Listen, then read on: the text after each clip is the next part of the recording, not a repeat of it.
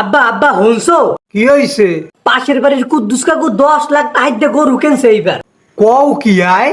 হ আব্বা। হালার ফালায় দি মগো দামের চাইতেও বেশি দাম দিয়ে গরু কিনছে। হ আব্বা। মগো তো এলাকার মধ্যে একটা মান সম্মান আছে নাকি? হ আব্বা। প্রতি বছর এলাকার মধ্যে সব থেকে বড় গরু কোরবানিটা মোরাই দেই। হয় হয় আব্বা। না না না, এবার আর গরুর দিয়ে কোনো কাম হইবে না। ঢাকা গাবতলি আড়ে যাইয়া পিরিস মামুন উত্তরে অর্ডার দিয়ে লইয়া আয়। হ আব্বা, মুই কাল গই গাবতলি আড়ে যাইয়া মগো লঞ্চের পিছনে করে উত্তরে লইয়া আইমু। হ লঞ্চে করে লইয়াবি। হ আব্বা। 30 লাখ টাকার উদ্যে আমি এখন কোরবানি দিমু। আচ্ছা ঠিক আছে আব্বা। আমার এলাকার মধ্যে মান সম্মান খুয়ান যাইবে না। ঠিক কইছো আব্বা। আমাকে বাপদাদার একটা ঐতিহ্য আছে না? হ আব্বা। হ হ, কালকে থেকে গাবতলি আট দিয়ে উত্তরে লইয়াবি। পিরিস মামুনের বেশিক্ষণ বাহিরে রাখা যাইবে না। ঠিক কইছো আব্বা। হালার ফালার কুদ্দুসে মোগো এলাকায় থাকি মোগোসে কেউ বেশি ঠেক দিয়ে কোরবানি দেবে? মুই বাইসে তো ওইতে দেবো না। হ আব্বা, তুমি এককাল ঠিক কইছো, জীবনে হওয়া যাইবে না।